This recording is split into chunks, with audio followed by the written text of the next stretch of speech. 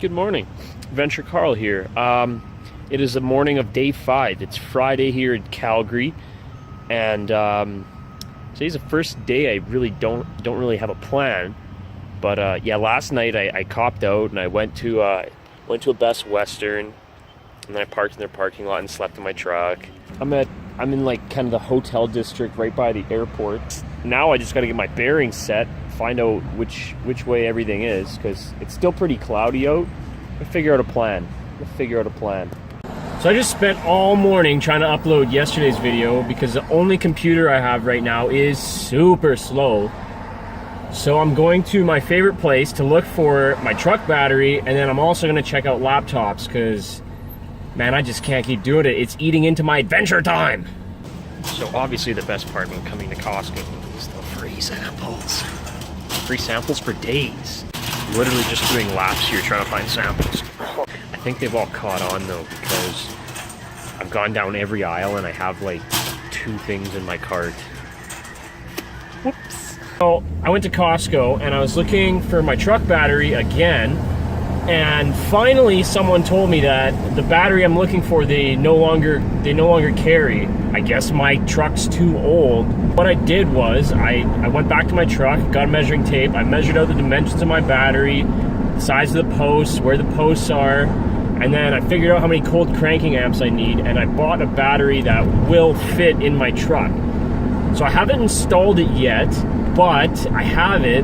When I decide to install it, then I'll show you how to do that. And I also looked at the laptops that they have at Costco, because they sometimes have really good deals, but sometimes they don't.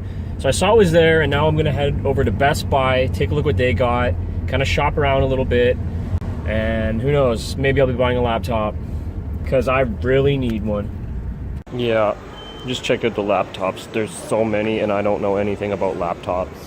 All right, so I've decided I'm gonna probably stay in Calgary for the weekend, because it's a big city. I'm sure there's lots to see, and I really have no idea where anything is. So I'm just gonna drive around and kind of familiarize myself. Okay, so the one thing I've really noticed about Calgary, I mean, I'm from Winnipeg. If you're not from Winnipeg, Winnipeg's known for having a lot of shitty drivers. And you don't realize how bad it is until you drive somewhere that's not Winnipeg. Especially the use of turn signals, because a lot of people haven't figured out that like this little device here, it indicates to other drivers where you intend to go. And in Calgary, it seems like everyone like was taught to use it. Winnipeg, no one uses their turn signal. You all kind of just pick a lane and drive until you need to turn, and then you just turn. Exploring was a terrible idea. I'm downtown, traffic's bad. There's construction everywhere. Just got some bad news. Started hearing noise coming from this wheel here, the passenger side. All right, so I'm gonna jack it up, see what I can find. All right, we got the tire off the ground. Shake it side to side. It doesn't seem to be moving. That's a good sign, but when I spin it, you can hear some clattering going on, which tells me it could be a wheel bearing. Shook it around, I was playing around with it. I'm like 90% sure it's the wheel bearing. So I drove to a shop, and of course it's Friday, it's like 5 o'clock, so I get here at this shop that's closing. I talked to the owner here, and he says, well, yeah, we're closing shop for the day, but I can give you the number to a guy who lives just down the road. He might be able to help you out. And apparently this guy, he's got like bunch of old cars in his front yard, and his name's Rick. He cowboy hat, big boots, and swears like a sailor. So I'm gonna stop by there if he's home. All right, so this is the place.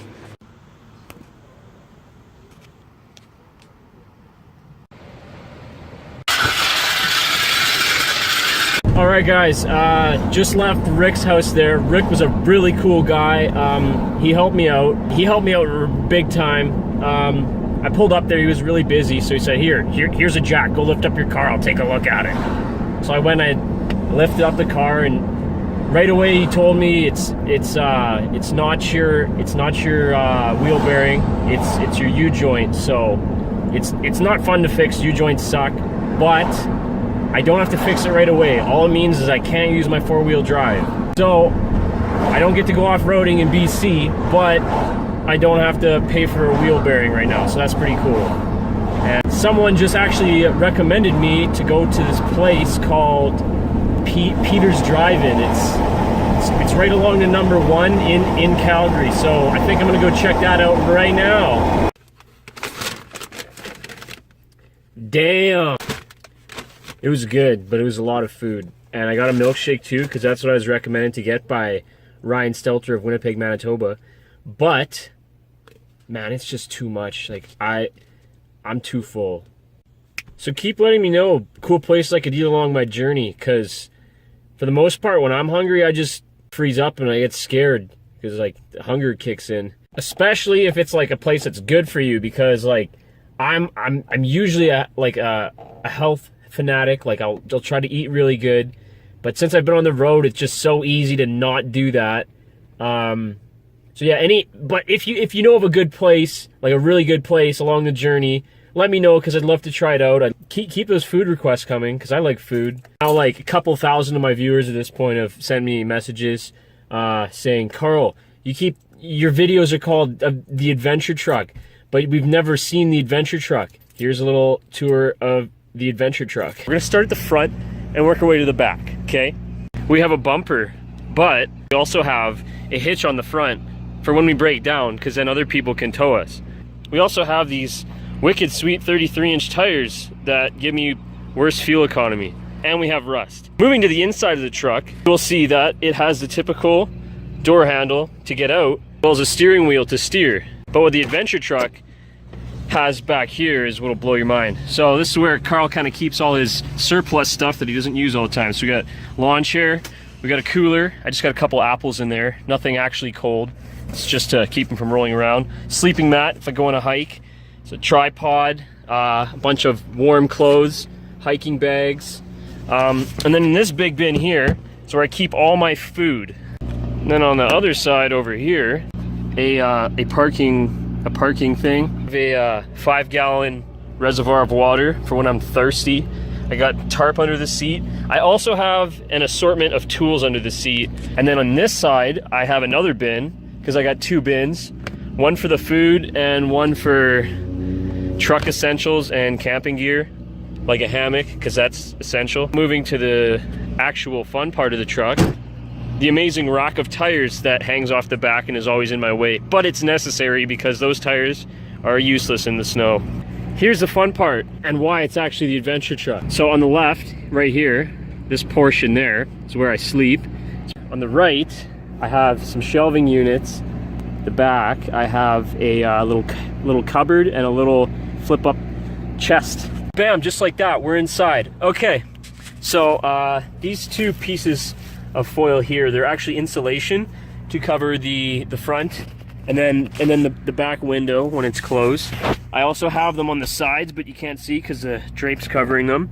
I have lined the entire truck with light insulation to keep heat in, because I haven't had a night that's been warmer than 10 degrees so far, so keeping in as much heat as possible is essential. So these ones, so they're typically not lying on the floor. We'll just put them back there on the tires for the rest of the tour here. Here I have a little shelf. On top I have it's actually a dent puller for cars, but I found a better use for it. It actually works really good as a handle for the back window, which is really awesome. And then down here I have a bunch of towels, you know, kind of essential things.